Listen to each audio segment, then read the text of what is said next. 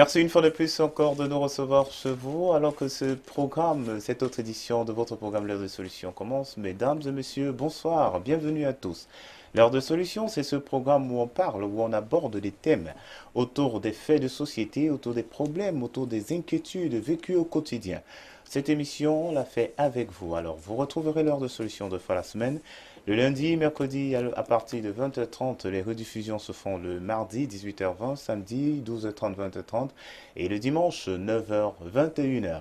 Pour le faire, nous allons encore accueillir sur ce plateau de Solutions TV, nous allons recevoir l'homme de Dieu, l'instrument que l'Éternel s'est choisi, l'apôtre Samuel Tete. Bonsoir, apôtre Samuel. Bonsoir, Franck Eddy. Madame, bonsoir. Monsieur, bonsoir. Jeunes gens, bonsoir. Ravi de vous savoir là encore ce soir. Tout à fait. Voilà, donc vous connaîtrez la vérité et la vérité vous affranchira. Un test tiré de Jean 8, verset 32. Nous avons besoin de vérité pour être affranchis, nous avons besoin de vérité pour être libre, nous avons besoin de vérité pour être délivrés, nous avons besoin de connaissances. Alors, au travers des différentes questions, au travers des différents courriers qui seront traités ce soir, bien sûr, en parcourant la parole de Dieu, nous serons certainement une fois de plus très édifiés. Vous également, si vous qui nous suivez, vous avez également la possibilité d'envoyer, de faire parvenir vos requêtes, vos préoccupations, des questions. Les numéros disponibles 672 05 01 01. C'est un numéro WhatsApp, donc vos messages WhatsApp sont les bienvenus. Ou alors vous pouvez utiliser l'autre ligne, le 696 04 98 12. Et si vous voulez également, vous avez une adresse email solution@compassionglobal.org disponible pour vous.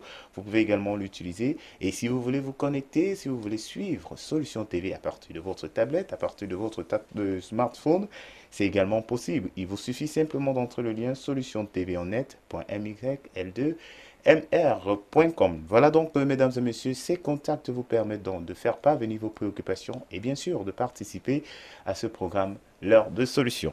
On va continuer et on va donc venir directement avec les courriers, bien sûr, si l'homme de Dieu le permet. Oui, oui, bien sûr. Voilà, on va prendre donc ce premier courrier, cette première préoccupation. Il dit, bonsoir homme de Dieu, comment découvrir la volonté de Dieu? Comment découvrir la La volonté volonté de de Dieu. Dieu? Hmm. Déjà, quand on parle de la volonté de Dieu, quelqu'un qui veut découvrir cette volonté, je veux croire que c'est une personne qui reconnaît il y a l'autorité de Dieu. Ah oui, parce que vouloir connaître la volonté de Dieu sans se soumettre à lui, ça commence par la soumission à ce Dieu-là. C'est en ce moment, reconnaissant son autorité, n'est-ce pas? Parce que l'écoute même dépend de la relation qu'on a. Comment reconnaître? Dieu parle. Et nous connaissons, n'est-ce pas, ce verset 14 de Job 33. Dieu parle tantôt d'une manière. Oui, allons-y, Job 33. Parce qu'il faudrait que ces passages bibliques, que vous les lisiez, ou alors vous les notez. Là, comme ça, vous pourriez méditer après. Oui. Dieu parle cependant tantôt d'une manière, tantôt d'une autre, et l'on n'y prend point garde. Ah, ah.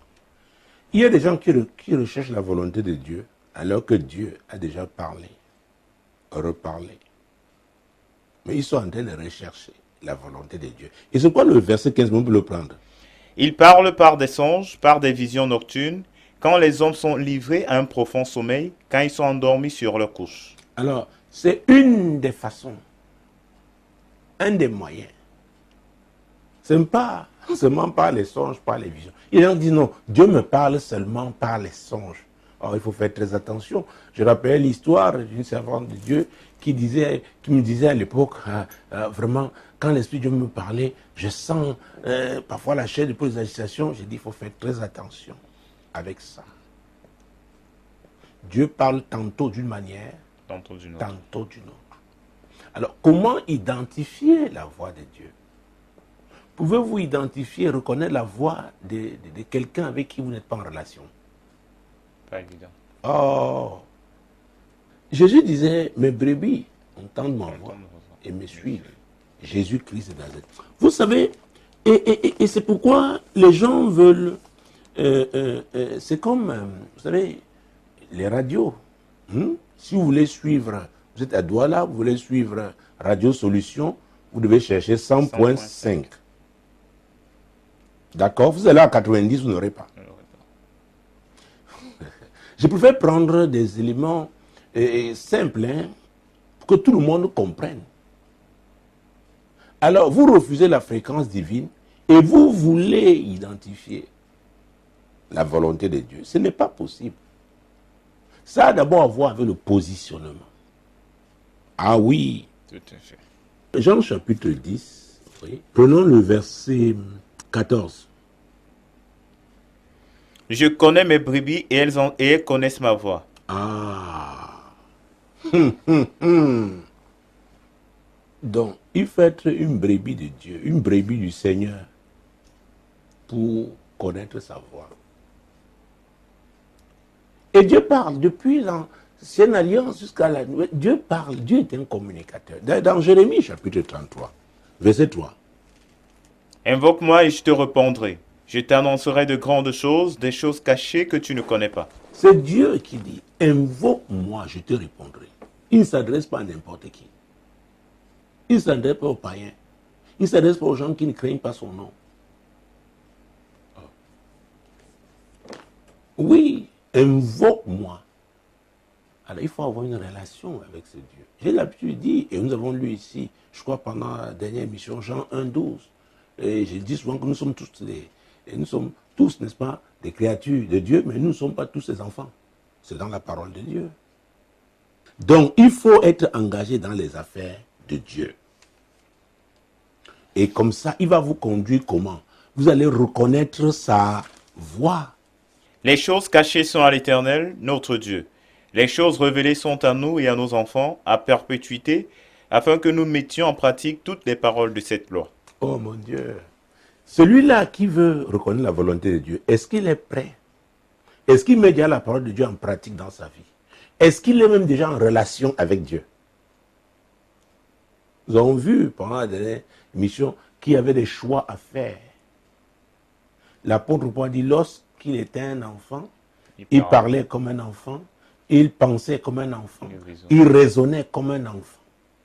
Mais quand il est devenu un homme, il a décidé de faire disparaître. Donc je parlais, vous savez, depuis la dernière édition, nous parlons déjà de cette relation avec Dieu. Comment reconnaître la volonté de Dieu? Il faut déjà savoir qui est Dieu. Le craindre, se soumettre à lui et maintenant être à son écoute. Lui qui parle tantôt d'une manière, tantôt d'une autre. Alors ce n'est pas seulement au premier degré qu'il n'y a pas d'écoute l'oreille, il peut parler par des circonstances. Oui. Donc quelqu'un qui ne craint pas Dieu, il fait quoi avec la volonté de Dieu? Ça lui servira à quoi? Donc il faut être en relation avec Dieu. Nous avons lu plutôt Jean chapitre 1, verset 1 à 3 l'autre jour. Au commencement était la parole. La parole était avec Dieu. La parole était Dieu. Elle était au commencement. Tout ce qui a été fait a été fait par elle. Et rien de ce qui a été fait n'a été fait sans elle. Et au verset 14, la parole s'est faite chair. Au verset 12 dit, ceux qui l'ont reçu, qui ont cru en elle, en son nom, elle leur a donné le pouvoir de devenir enfants de Dieu. Voilà les étapes. Il ne faut pas les brûler, que veut seulement connaître la volonté de Dieu. Vous ne craignez pas Dieu, vous n'allez pas vous soumettre à sa volonté. Vous savez, nous avons parlé de la chair la dernière fois, comment la chair ne veut pas souffrir. D'accord? Alors, il n'y a pas d'accomplissement de la volonté de Dieu sans épreuve.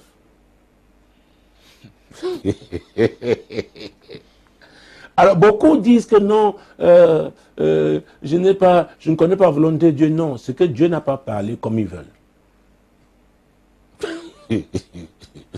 Donc, ils sont toujours en train... Ils veulent modifier. Ils veulent entendre ce qui leur plaît. Voilà la vérité. Donc, quelqu'un qui n'est pas soumis à Dieu, n'est-ce pas? Oh, dans son milieu, sachez que l'Éternel est Dieu. Craignez son nom. Soumettez-vous à lui. Et maintenant, il va vous parler. Il dit les choses cachées sont en lui. Donc, il est prêt. Il dit les choses révélées. Donc, c'est lui qui révèle. Il dit, invoque-moi et je te répondrai. À vrai dire, le problème, c'est nous. Le problème, c'est nous. Est-ce que véritablement, nous sommes prêts, chacun en ce qui le concerne, à se soumettre entièrement à Dieu? Parce qu'on est soumis à Dieu, on va accepter sa volonté. Même quand ça ne plaît pas à la chair, on va dire, oui Seigneur, ça fait mal, fortifie-nous, mais nous acceptons.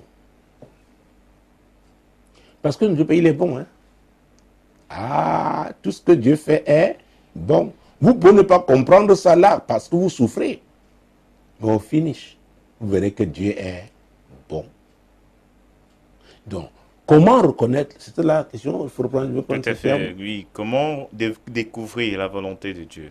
Alors, pour découvrir la volonté de Dieu, il faut déjà être en relation avec ce Dieu-là. Le fait qu'il soit votre créateur ne suffit pas. Vous devez vous-même vous engager. Et maintenant, étant engagé, alors vous allez grandir dans cette relation avec lui. Oui, vous allez communier avec lui. Et c'est pourquoi Jésus, avant qu'il ne quitte la terre, avant même qu'il n'aille à la croix, il parlait à ses disciples. Et c'est très important dans Jean chapitre 16. Mon Dieu, mon roi. Jean chapitre 16, nous allons prendre deux versets, les versets 12 et 13. J'ai encore beaucoup de choses à vous dire, mais vous ne pouvez pas les porter maintenant. Quand le Consolateur sera venu, l'Esprit de vérité, il vous conduira dans toute la vérité. Car il ne parlera pas de lui-même, mais il dira tout ce qu'il aura entendu et il vous annoncera les choses à venir. Ah ah. Dites-moi aujourd'hui, le Saint-Esprit occupe quelle place dans le milieu religieux? Ce sont que les programmes humains. C'est arrêté. Parfois, on arrête tous les sujets de prière et mais, mon Dieu, mon roi. C'est-à-dire le programme est arrêté 1 an à l'avance. On dit voilà les passages bibliques que vous devez lire. On imprime, on distribue. Je ne dis pas que Dieu ne peut pas faire comme ça, mais demeurer dans ce carnaval-là, c'est-à-dire que c'est vouloir enfermer Dieu dans une boîte ou dans une bouteille. Et personne ne peut le faire. Ah oui, même si vous êtes professeur de théologie, vous n'avez pas la capacité. Mais c'est Dieu qui conduit ces choses. Lui qui nous a créés, lui qui nous donne le souffle de vie, il peut l'arracher quand il veut. Alors, d'où vient-il que nous croyons que nous sommes capables de le neutraliser, de lui imposer nos voix? Et il dit bien que ces voix, oh mon Dieu, Ésaïe 55, mon Dieu, mon roi. Vous savez, il avait dit l'homme, dans sa malhonnêteté, il fait semblant. Il dit vraiment, je cherche la volonté de Dieu. Oh, homme de Dieu, je ne peux pas vous dire le nombre de personnes, que ce soit ici, dans mon bureau ou pendant mes voyages. Oh, je vais vous rencontrer parce que moi, je veux la volonté de Dieu par rapport à telle chose. Parfois, l'Esprit de Dieu vous dit, je lui ai déjà parlé. Verset 9. Autant les cieux sont élevés au-dessus de la terre, autant mes voix sont élevées au-dessus de vos voix, et mes pensées au-dessus de vos pensées. Oui. Comme la pluie et la neige descendent des cieux, Ah, avant, mes pensées ne sont pas vos pensées. Ah. Les gens veulent saisir la volonté de Dieu au travers de leurs pensées, au travers de leur voix. De leur... Même quand Dieu parle, écoutez, prenons nombre. Vous allez voir, ça ne date pas d'aujourd'hui. Mon Dieu, mon roi. Hey, l'homme est terrible. Vous savez, je vous ai dit que c'est aujourd'hui l'Église qui est le grand centre de rébellion. L'Église, les gens qui ouvrent la Bible, oh mon Dieu, ils disent, Seigneur, laisse-nous faire. Et quand ça ne va pas, ils recourent encore à Dieu. En multipliant de belles phrases, avec concordance de temps, on n'impressionne pas Dieu avec ces choses-là. Oh mon Dieu. Nombre 22.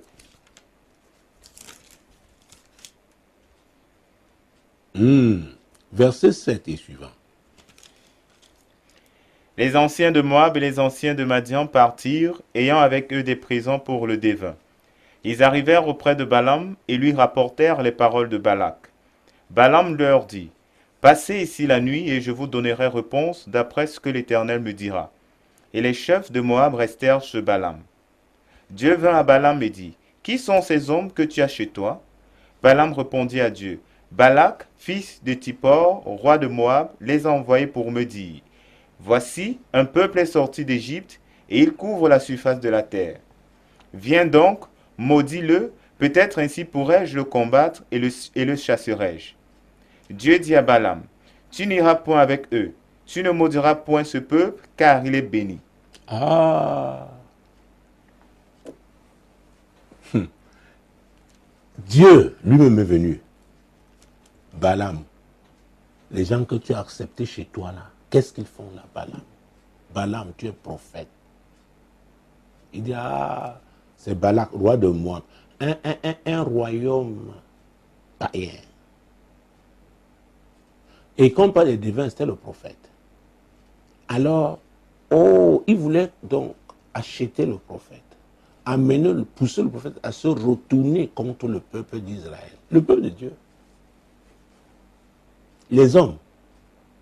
Les hommes. Or, Dieu indique donc sa volonté. Il indique la voie à Balaam. Mon Dieu, mon roi. Hey! Jésus-Christ de Nazareth. Et vous allez voir que Balak, ennemi du peuple de Dieu, donc ennemi de Dieu, il ne va pas se décourager. Il va revenir, il va renvoyer une autre délégation, n'est-ce pas, vers Balaam. Oh mon Dieu, Jésus-Christ. Alors, prenons pour voir qu'il est en train de... finalement, il a suivi, hein, verset 21. Balaam se leva le matin, sella son ânesse et partit avec les chefs de Moab. La colère de Dieu s'enflamma parce qu'il était parti. Ah, ça c'était la deuxième délégation que le roi de Moab avait envoyée, avec de plus grands présents, avec les promesses de grands honneurs. Voilà l'homme à qui Dieu a dit, tu n'iras pas. Il se lève, il s'en va. Et la Bible dit que la colère de Dieu s'enflamma parce qu'il était Parti. et un ange. Et l'ange de l'Éternel se plaça sur le chemin pour lui résister. Oui, Balaam était monté sur son ânesse et ses 2 serviteurs étaient avec lui. vous voyez ça. L'ange se tient, mais Balaam dit, oh, j'ai reçu. La corruption est terrible. Oh, la corruption. Mon Dieu. Verset 23. L'ânesse vit l'ange de l'Éternel qui se tenait sur le chemin, son épée nue dans la main. Elle se détourna du chemin et alla dans les champs. Balaam frappa l'ânesse pour la ramener dans le chemin. Ouais. Maintenant, l'ânesse voit ce que le prophète ne peut pas voir. C'est terrible. C'est terrible. À cause de quoi? La corruption. La question était quoi encore? Découvrir la volonté. Découvrir la volonté de Dieu. Oh, mon Dieu, mon roi. Il est soumis à ce Dieu-là. Est-il prêt à obéir? Continuons. L'ange de l'Éternel se plaça dans un sentier entre les vignes, et il y avait un mur de chaque côté. L'ânesse vit l'ange de l'Éternel, elle se serra contre le mur et pressa le pied de Balaam contre le mur. Balaam la frappa de nouveau. Ouais, l'ânesse est victime. La Bible parle de la démence du prophète. Oh mon Dieu, mon roi. Verset 26. L'ange de l'Éternel passa plus loin et se plaça dans un lieu où il n'y avait point d'espace pour se détourner à droite ou à gauche. L'ânesse vit l'ange de l'Éternel et elle s'abattit sous Balaam. La colère de Balaam s'enflamma et il frappa l'ânesse avec un bâton. Ouais, Dieu en colère, Balaam aussi entre en colère. La colère de Balaam n'était pas la colère de Dieu. Alors quand on a décidé de désobéir à Dieu, c'est terrible.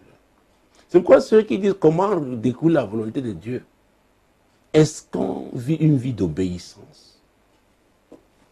Il ne s'agit pas des choses qu'on fait apparemment, hein, c'est-à-dire que tout le monde peut vous apprécier. Quelle est la relation que vous avez avec Dieu? On ne peut pas corrompre Dieu. Oui, la suite. L'Éternel ouvrit la bouche de l'ânesse et elle dit à Balaam, « Que t'ai-je fait pour que tu m'aies frappé déjà 3 fois ?» Balaam répondit à l'ânesse, « C'est parce que tu t'es moqué de moi. Si j'avais une épée dans la main, je te tuerais à l'instant. » Ah ah.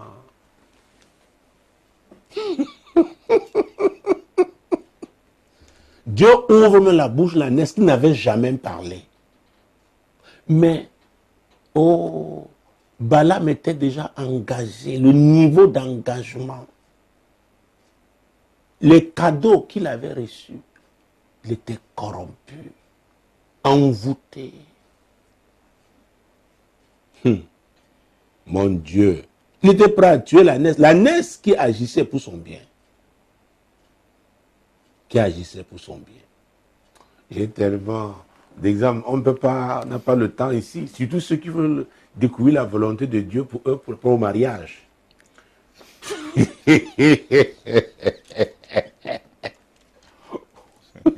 Oh papa, vraiment, comme tu vois là, vraiment tout homme que Dieu a prévu pour moi, hein, vraiment, oh Seigneur Jésus, toi-même tu sais. Oui, il sait. Quand Dieu te montre un frère, à force de marcher à pied la chaussure, la volonté de Dieu, la volonté de Dieu. Et même, parfois vous pouvez même accepter cette volonté, mais l'environnement est hostile à cette volonté. Est-ce que vous êtes préparé à affronter cet environnement hostile parce que vous êtes soumis à l'Éternel? Ce n'est pas évident. Les gens jouent. Hein, comment reconnaître la volonté de Dieu? Il faut être prêt à obéir. C'est pourquoi il faut être entièrement son cœur. Nous avons parlé du cœur la dernière fois. Le cœur doit être entièrement soumis à l'Éternel. C'est une affaire de cœur d'abord. C'est une affaire de cœur. Jésus-Christ de Nazareth. Oh papa, vraiment, oui, je cherche un travail. Vous savez, il y avait l'histoire d'un jeune homme, à l'époque, diplômé d'une école de management. Le manager à l'époque, hein, c'était la seule qui, au plan commercial, formait évidemment des managers. Mais les temps commençaient à être difficiles, n'est-ce pas? Et il l'avait fini. Et je connaissais quelqu'un dans sa société, il y avait une opportunité, il y avait le coursier qui allait, n'est-ce pas, il prenait ses vacances annuelles. Alors, je lui ai fait la proposition. Mais seulement, comme le coursier avait une moto à l'époque, ce n'était pas encore comme aujourd'hui facile d'avoir les motos. Et il fallait que le coursier, n'est-ce pas, l'entraînât à aller à moto. Donc, ils ont mis quelques 3 jours ensemble. Et c'était en saison de pluie. Il avait donc le manteau professionnel. Voilà un diplômé d'une grande école de commerce qui doit aller faire les courses. Il a accepté ça. Et juste quelques temps avant que le coursier ne revienne, il y a eu un problème dans une région. Le restaurant commercial a eu un problème. Et il s'est trouvé donc... Vous savez, quand quelqu'un a un certain niveau, sa façon de se conduire, de se comporter, de parler, le type de français limpide et tout, les gens se sont dit, mais tiens, qu'est-ce que tu as fait? Alors, de bouche à oreille, on dit, mais tiens, il est diplômé de cette école commerciale. C'est lui qui fut recruté. Mais il devait avoir un véhicule de fonction. Heureusement, il avait un permis de conduire. Très vite, il a fallu donc l'entraîner aussi, comme exactement pour la moto, pour qu'il aille occuper le poste. Je ne dirai pas où. Et à l'époque, il y avait 2 provinces sous sa responsabilité. Mais ça a commencé par, n'est-ce pas, le remplacement d'un coursier. Alors qu'il avait bac plus 4. Donc, il faut faire très attention. Je connais l'histoire d'une dame à l'époque, ayant aussi fait des études dans le domaine de la comptabilité, n'est-ce pas, s'est retrouvée et elle vendait les pains. Elle prenait les pains aux femmes qui vont en Afrique de l'Ouest et elle allait proposer dans les bureaux. C'est comme ça, elle a eu certaines clientèles et un jour, elle me dit, tiens, toi tu fais, qu'est-ce que tu as même fait? Elle dit, non, moi j'ai un diplôme de comptabilité et finance. Ah bon? Mais mon mari, ils sont à la recherche de... Donne-moi ton dossier. Elle a pris la donnée. Le monsieur voit le dossier. Il dit non, que la dame vienne nous voir. La jeune femme est allée. Finalement, c'est elle qui a eu le poste. Mais elle avait commencé par vendeuse de pain. De pain. Je connais une qui, mon Dieu, mon roi, à l'époque, elle était en difficulté, diplômée d'enseignement supérieur, avoir été cadre dans une société d'État. Elle s'est mise à vendre les habits de friperie. C'est pendant qu'elle les vendait qu'elle a eu le poste de cadre. Et elle a atteint vraiment le niveau dans la hiérarchie louable, n'est-ce pas, dans sa carrière. Mais ce poste, elle a eu en vendant les habits de friperie. Alors, quand on dit qu'on veut reconnaître la voix de Dieu, on doit être prêt aussi à obéir. Parce que les choses ne viennent pas toujours comme nous pensons. Oui, et je connais beaucoup de personnes qui ont raté leur opportunité parce que ça ne brillait pas. Et nous connaissons cet adage qui dit que tout ce qui brille n'est pas or. Pour revenir donc à ce jeune homme, il était dans une église quelque part. Et il était donc, effectivement, il a eu, exactement comme le monsieur dont je parlais, il devait remplacer un vigile. À l'époque, ce n'était pas encore comme aujourd'hui. Et toujours, les gens ont été touchés par sa façon d'être et tout. À l'époque, on parlait de licencié en sciences économiques. On l'a pris après pour un stage. Après, apprécié par ses patrons. Le caractère. Le caractère. Vous pouvez être intelligent, mais votre caractère, votre mauvais caractère, vous disqualifie. Les gens qui sont prêts à écouter la voix de Dieu, je l'ai dit, doivent être des personnes soumises. Quand on est soumis à Dieu, nous avons lu la dernière fois, c'était Jean chapitre 15, versets 1 et 2. Le Seigneur disait, je suis le vrai cep et mon Père est le vigneron. Tout sarment qui est en moi et qui ne porte pas de fruits. Quelqu'un qui ne porte pas de fruits en Jésus, pourquoi? D'ailleurs, même si Dieu même lui parle, puisque Dieu lui a déjà parlé par la parole, il a refusé de se laisser transformer par cette parole. Alors, il s'attend à quoi? Parce que Dieu ne vous dit pas comment la bénédiction que vous attendez là va se manifester. Hein? Quand et où? J'ai tellement d'histoires. Je l'ai raconté et ça a déclenché le recrutement d'une femme cadre de banque à l'époque. Nous étions, je crois, en 2008. Pendant un message le dimanche, je raconte cette histoire qui, c'était du côté de Ngouakele. C'était la seule université à l'époque. Une jeune étudiante brillante, 3 années, elle a eu sa licence en sciences économiques. Et elle n'est pas revenue à la rentrée comme tout le monde parce que ceux qui attendaient d'être retenus en maîtrise arrivaient vers fin octobre, novembre, pour attendre mi-novembre la liste. Donc quand elle est arrivée, il y avait un vendeur, n'est-ce pas, quelqu'un qui avait un kiosque, on les connaissait, n'est-ce pas, du côté du Carrefour, on prenait le taxi toujours. Alors, il dit, mais hey, mais où es-tu depuis? Elle dit, non, moi j'ai eu ma licence et comme je venais maintenant pour voir si on m'a retenu en maîtrise, il dit, ah bon, tu as quelle licence? Sciences économie, option, gestion. Donc tu peux travailler? Elle dit, oui, pourquoi? Je peux. Constitue ton dossier. Quelqu'un qui a un kiosque, il vend les cigarettes, les colas, les bitacolas, les bonbons, oui, les cigarettes.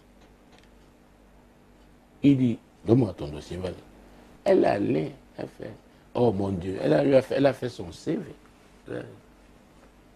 Puis je ne sais pas où le monsieur allait amener son CV.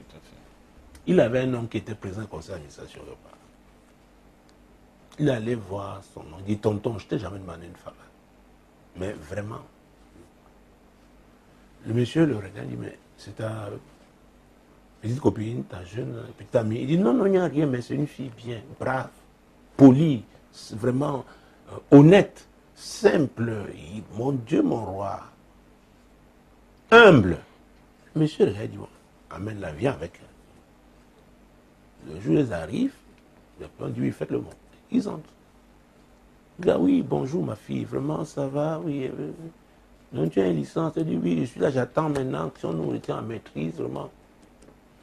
Il décroche son téléphone, il appelle le DG. Je t'envoie une jeune femme, trouve-lui une place. Alors, comme je racontais cette histoire, je ne savais pas que dans l'auditoire, il y avait une femme, un monsieur, un jeune monsieur qu'elle avait aidé à l'époque, dans une banque. Je ne citerai pas cette banque.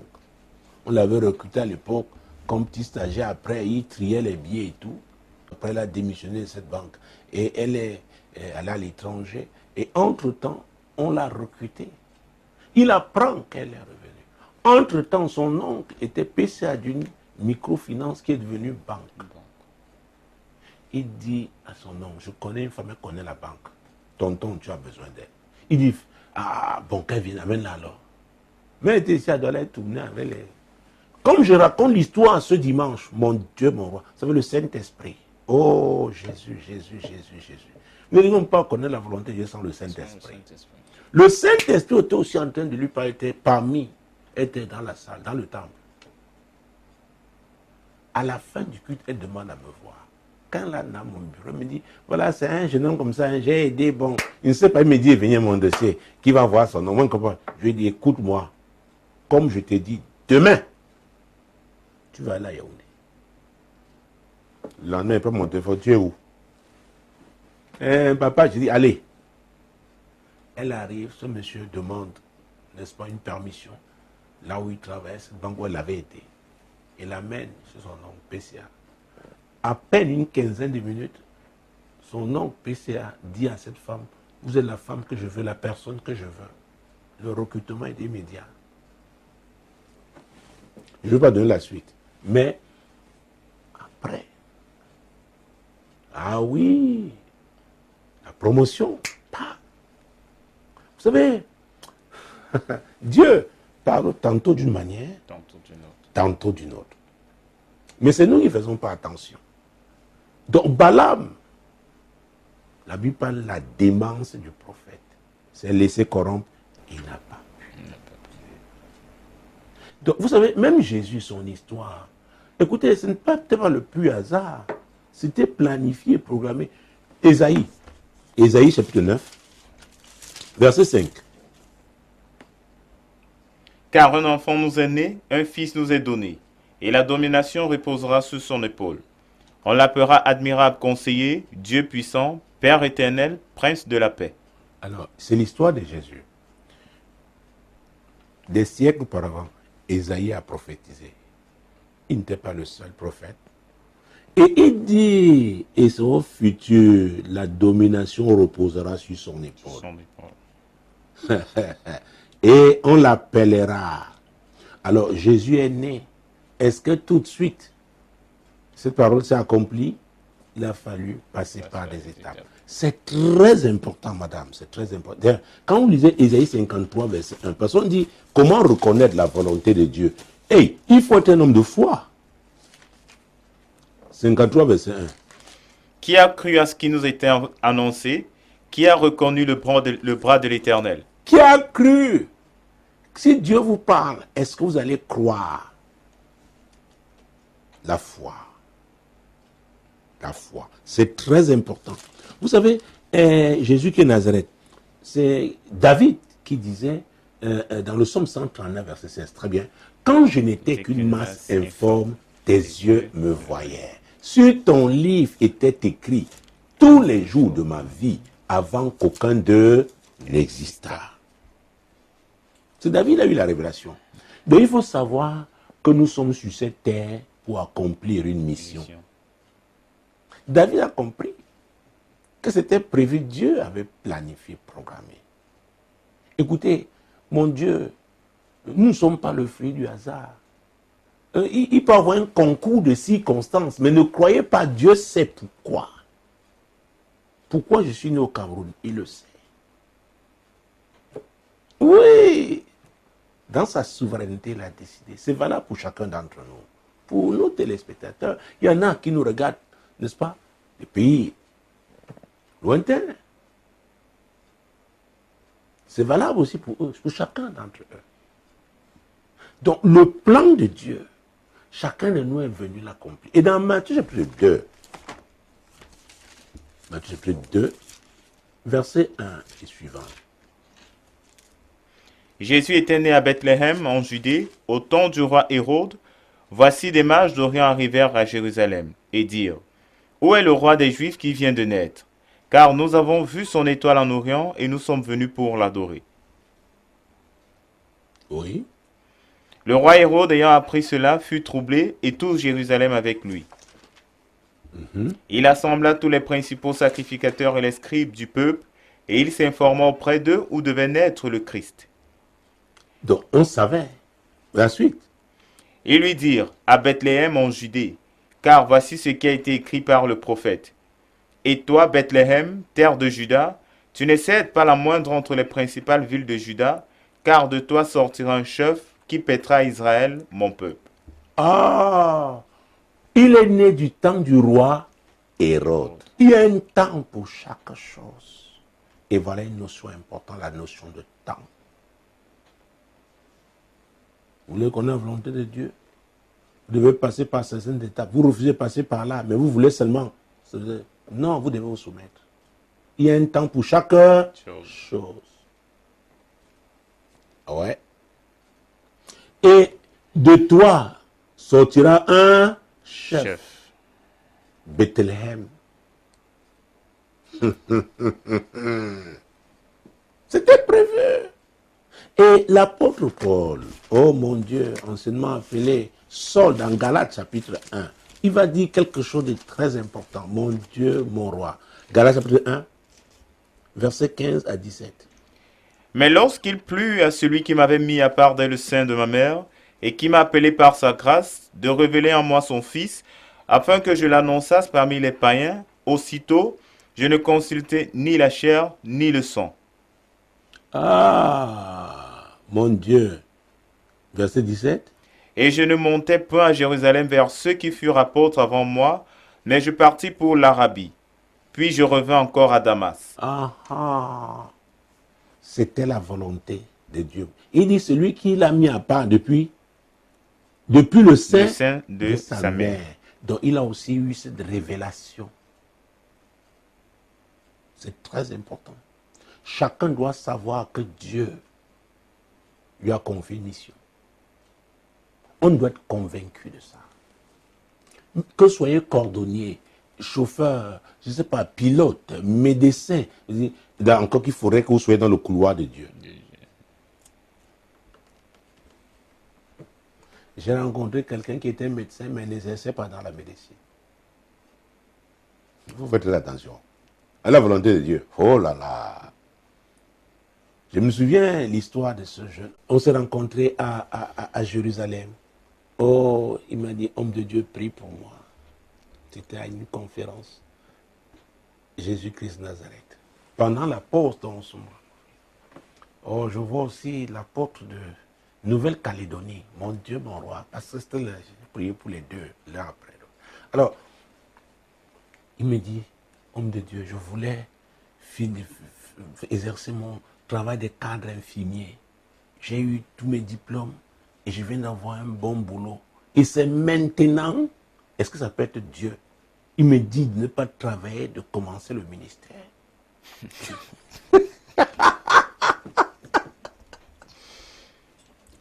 Et ouais, il était sérieux. Je l'ai regardé. Ça m'a rappelé moi-même comment je fuyais, je contournais.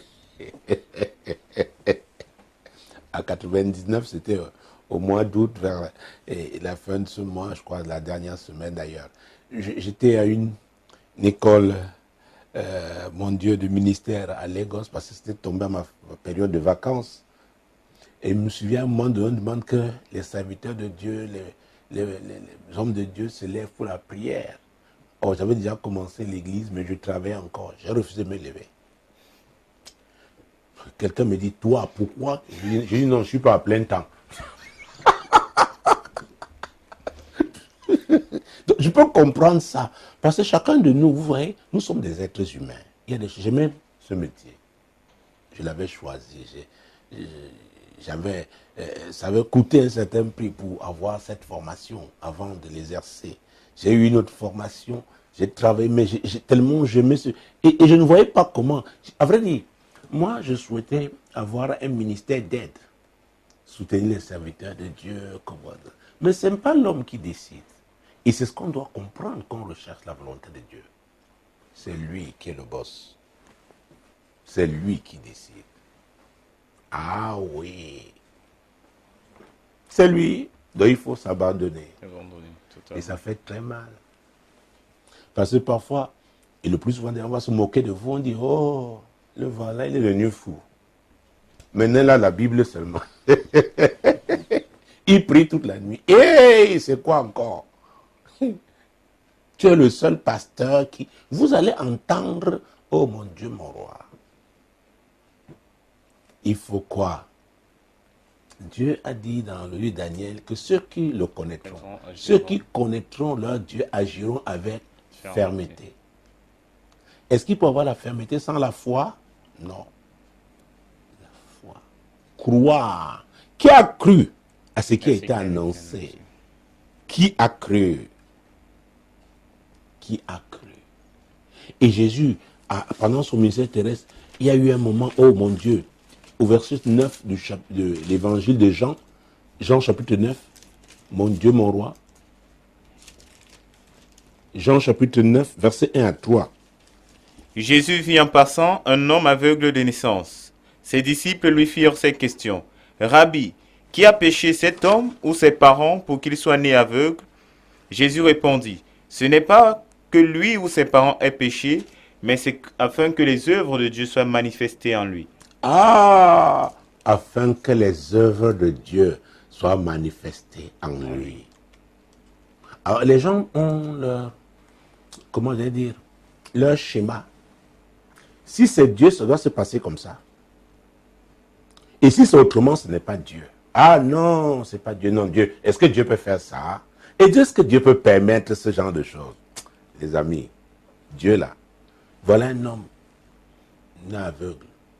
Et les disciples voulaient déjà le condamner comme les pentecôtistes font souvent, les églises de réveil. Ah non, non, non, ça là, il y a une raison, c'est le péché. C'est le péché. Alors lui ou alors ses parents. Jésus a dit non, non, arrêtez. C'est pour que les œuvres de Dieu se manifestent en lui. Hey! Ça fait mal. Très mal. Et Dieu est souverain. Dieu est souverain. Tout à fait. D'accord. Alors je sens que le temps vraiment... Est-ce qu'il y a quelque chose... Homme de Dieu, oui, effectivement, vous parlez tout à fait là de souffrance, ça fait très mal. Homme de Dieu, est-ce que c'est possible aujourd'hui de marcher dans les souffrances? Nous avons l'exemple de l'apôtre Paul qui disait il porte en lui les marques de Christ, une manière de dire qu'il a passé par des temps difficiles.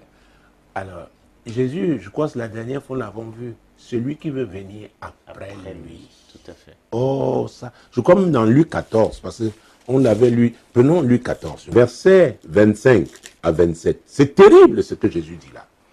De grandes foules faisaient route avec Jésus. Il se retourna et leur dit, si quelqu'un vient à moi et s'il ne hait pas son père, sa mère, sa femme, ses enfants, ses frères et ses sœurs et même sa propre vie, il ne peut être mon disciple. Même haïr sa propre vie.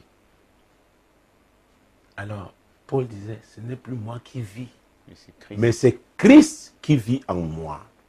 Donc ce n'est plus sa volonté, ce ne sont plus ses ambitions. Vous savez, Dieu vous broie. Dieu, oh mon Dieu, Dieu vous rôtit.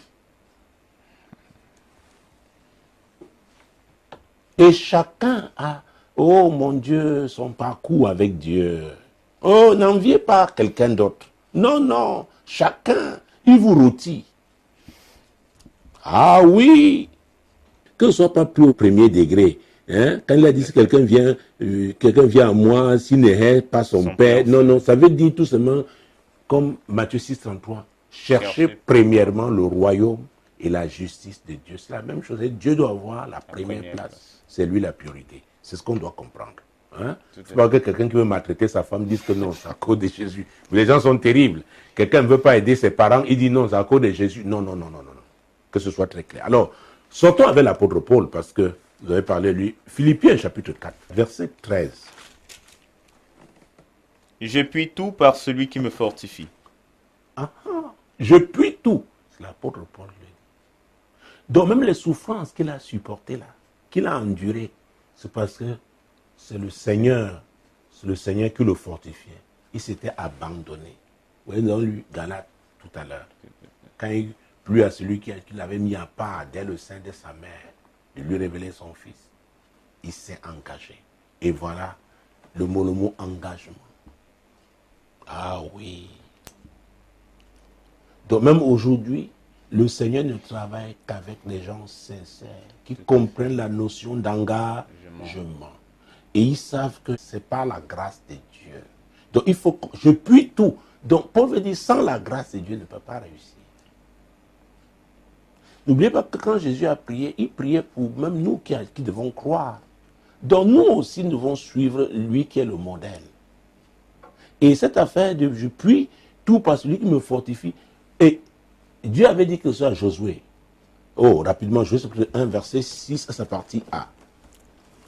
Ah oui, Josué chapitre 1, verset 6 à sa partie A.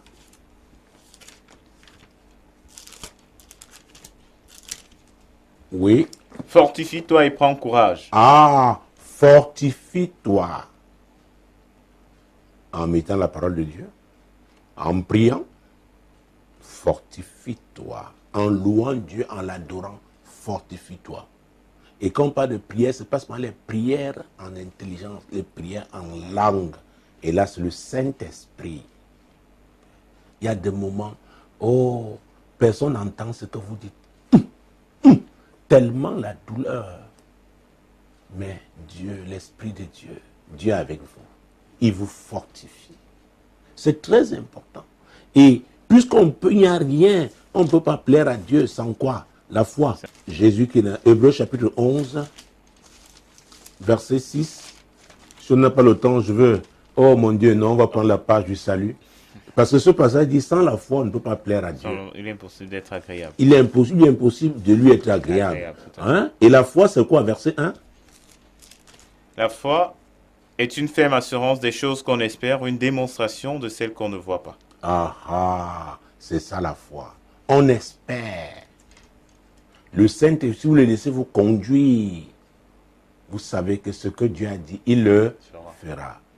La page du salut.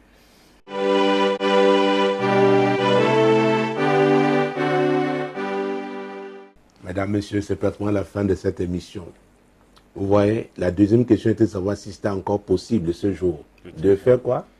De supporter, de vivre ou alors de marcher dans la souffrance, dans les souffrances. Ah, c'était ça la première question? La deuxième. Ah oui, oui, la première, parce que découvrir la volonté de Dieu. Découvrir la volonté de Dieu. Vous voyez, on a vu qu'il faut se soumettre à Jésus. Alors l'apôtre Paul nous l'a dit dans Romains 10, versets 9 et 10. On n'oublie pas. Si tu confesses, et c'est très important, le Seigneur Jésus en croyant dans ton cœur que Dieu l'a ressuscité des morts, tu seras sauvé. Donc il faut croire d'abord en ce Jésus. Oui, Jésus ressuscité qui a payé le prix. Quand vous croyez, vous êtes convaincu dans votre cœur qu'il n'y a que lui qui soit le chemin, la vérité, la vie, et vous confessez alors votre foi, alors Jésus, oui, il vous reçoit. Et vous mettez sa parole en pratique, la parole que vous méditez. Vous priez, vous communiquez avec lui. Et tout le monde verra à côté de vous, autour de vous, n'est-ce pas, que vous changez, que vous êtes transformé. Parce que vous êtes devenu un disciple du Seigneur. Et là, alors, vous comprendrez ce qu'il a dit. Tout ce que vous demanderez à mon nom. Ah oui, quand un disciple prie. Et il prie avec quoi? Avec foi. Nous, on parlait de foi tout à l'heure. Que sans la foi, on ne peut pas plaire à Dieu. Alors, qui veut déployer sa foi en ce moment?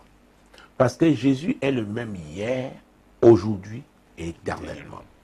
Qui est prêt? Nous allons parler des souffrances, des épreuves pendant ce moment. Peut-être ce que vous connaissez là. Oh mon Dieu, mon roi. Peut-être c'est Dieu. Mais vous avez besoin de lui pour être fortifié. Et si c'est l'ennemi, vous voulez prier maintenant. Vous êtes convaincu en priant au nom de Jésus. Il va vous délivrer. Alors, Parlez au Seigneur. Parlez au Seigneur. Parlez-lui de votre situation.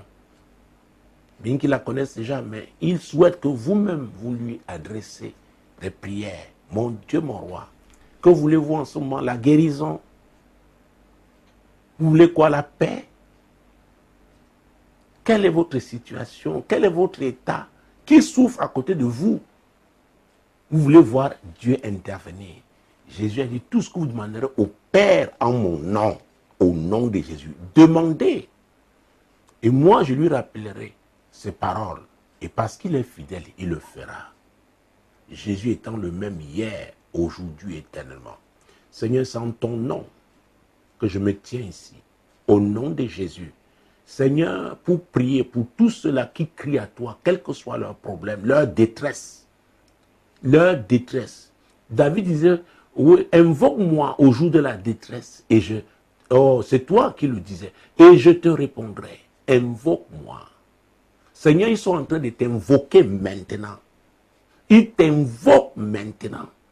Seigneur, nous t'invoquons par rapport à ce que nous vivons de difficile en ce moment. Interviens au nom de Jésus.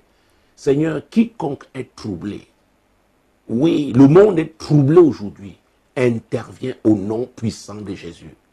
Seigneur, guéris les malades, délivre les captifs, restaure les vies. Saint-Esprit, meut-toi.